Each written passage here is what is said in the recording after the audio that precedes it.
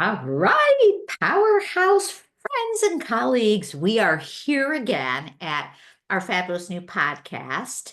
We're calling it Cool Collabs because we have the coolest collaborators in the world, and we're sharing them all with you on this 20-minute commutable podcast. And today I'm so proud and honored to have my dear colleague, Rebecca Pogonitz from GOGO Design Group here with us. Oh, And here we go. We're gonna go to the gallery so we can see Rebecca. And there she is. hello everyone.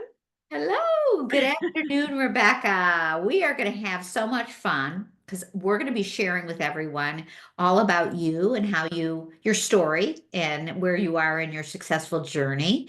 And then we're going to tie in a little bit. I'm going to ask you some questions about how you live your life with an attitude of gratitude. And then a little bit about how you're helping humanity, which is, I know, a core value for your. So without further ado, Rebecca, share with us your story. Tell us about you. Well, it's fun that we're sitting down here because you're very much a part of my story. I was a career changer, got my BFA in my 30s. And while I was raising my three kids, I worked within my community and got all my experience. But then after my divorce, I really didn't know what I was doing. And I had to pull up my bootstraps and really figure out if interior design was actually what I wanted to do because I was sort of in a vacuum. I didn't have any plan. And I was looking into health and wellness and fitness. I became a personal trainer. I even started a little company called Fit Power Chicago, which would empower kids in schools. A colleague of mine, I did Krav Maga with. We were trying to bring this program to schools. And we even spoke at two national anti-bullying conventions, believe it or not. But of course, that it just wasn't the right timing. But I was really searching, and then I met Wendy Cohen.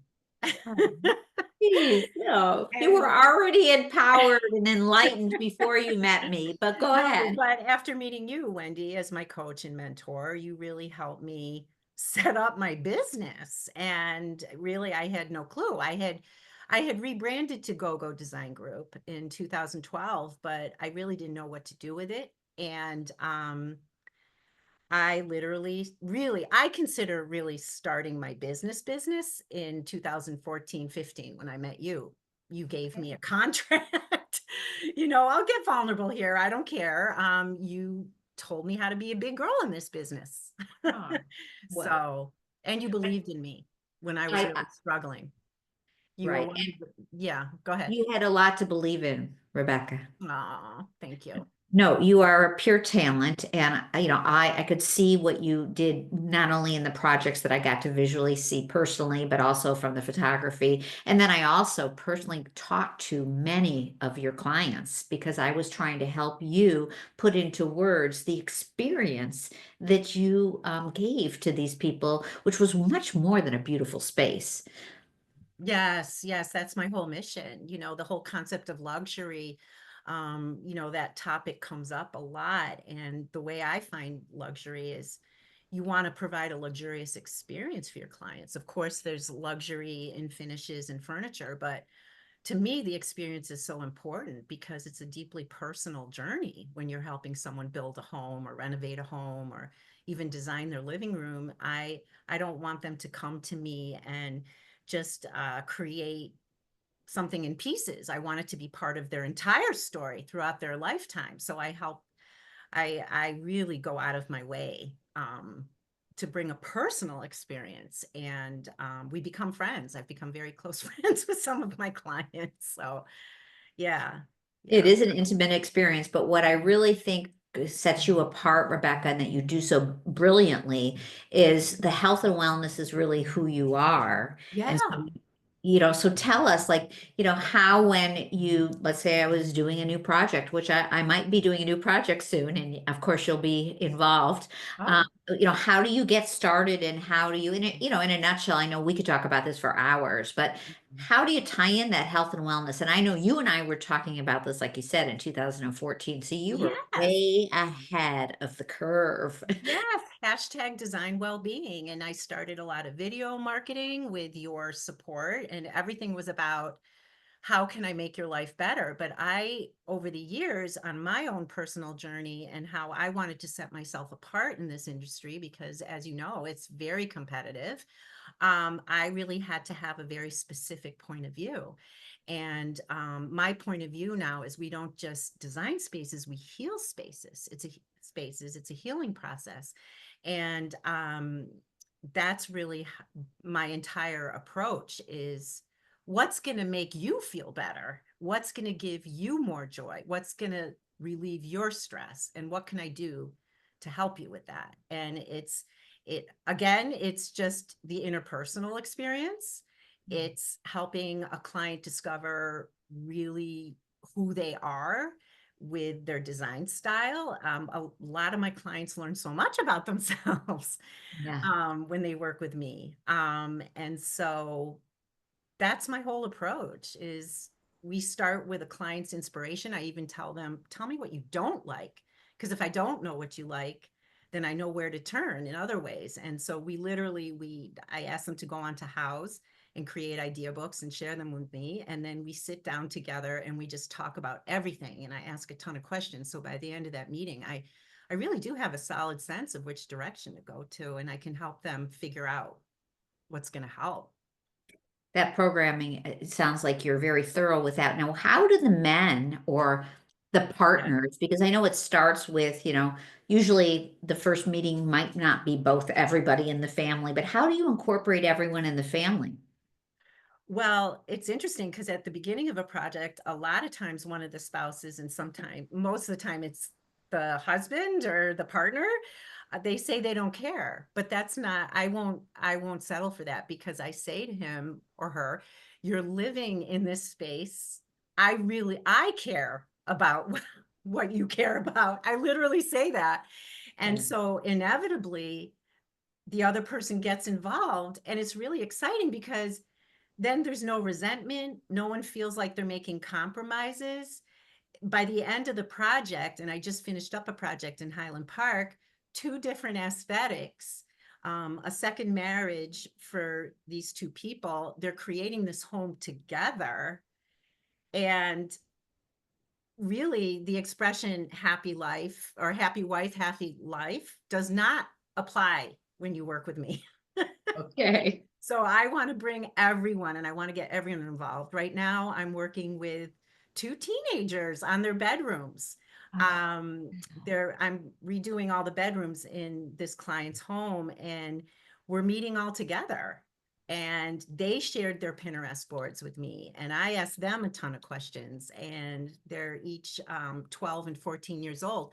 So it matters. Or if a client says, you know what, I need to change the paint color in my son's room, I have to bring the son in, even it sounds crazy, but even if this boy is 8 years old, I start showing him paint colors, because yeah.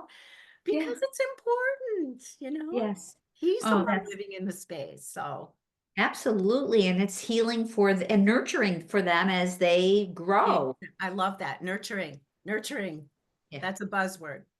Perfect, perfect. And what the other thing I've seen and you have reinforced over and over and over in the last 10 years that we've known each other is you believe in collaboration. So tell us a little bit about that. I have grown my business through collaborating with other design, build, and real estate professionals. I'm in the middle of a project now with a builder and a kitchen designer, and we probably work on three homes a year together. Um, we learn from each other. We can bring our best because I always think of you when I say this. You're as strong as your weakest link. I learned Mhm. that from you in PowerHouse Smart. And with marketing efforts, actually, I'm working with an architect now, and we're creating some short videos on incorporating AI and the relationship between architect and interior designer. And I'm going to redesign a space and while he creates it in AI. And so I'm always open to marketing collaboration, having public events. I'm always saying to people, and you also rubbed off on me, Wendy. Oh, let's do an event. I know how to do that. In fact, I've been collaborating a lot with Home Carpet One in Chicago, and they asked me to be the designer on the floor for their sale. They're having a big public sale on December 7th. Wow. And I'm going to be there just to give advice. So everyone come on down for those of you who live in Chicago. But that's another social media collaborative marketing. I'm doing this with Home Carpet One. We're going to have an event. So I am all over that. Yeah. We're going to put a link to that in the description below. So anybody who, I'm sure other people will be seeing this video for the longevity of their, experience, but for anyone before December 7th, which is a month away from now. Yes, that's going to be so much fun. Yeah, that is awesome. So Rebecca, I know you personally, but the audience doesn't know you. And tell me, how do you live with gratitude? And I know you're an empath, so share a little bit because for those of you who are empaths, Mhm. it's a trying opportunity. How's that? Yeah. Well, living with gratitude is an all day long practice. When I'm at the gym, I finish up a workout, thanking God for letting my body move. I think, because of my journey, that turning to gratitude magically uplifted me. So I'm grateful for that practice, the gratitude practice. It's really a panacea. Mhm. I've seen it work miracles, just focusing on the good, focusing on the blessings that have already been showered on me. Um, and believe it or not, I find that the more you focus on that, the more appear before you. And it just sort of drowns out the tough parts. I think that life is always going to have its lows and its stresses. And it's just part of the human experience. Right. And living with gratitude is also contagious for other people. So it's paying it forward if you set the tone as a role model. And it helps me, it keeps me going. And it's just one of those things that maybe some people can't grasp. I remember Oprah and her gratitude journal. Yeah. She was starting that. And even back then, it was sort of a foreign concept with me until I really got to know myself and develop myself spiritually. Um, but living with gratitude for me is like breathing. It really is, because if I didn't do it, I wouldn't be sitting here smiling, talking to you. Yeah, well, but it comes off, Rebecca. I mean, you're authentic and you just Thank you. exude that gratitude and you have had, and we won't have the opportunity to get into all that transformation that you've gone through in your life, but I remember when I first met you, I had tears in my eyes on how you survived a divorce and a change of being very orthodox to being less orthodox and just even raising children in this, in today's world.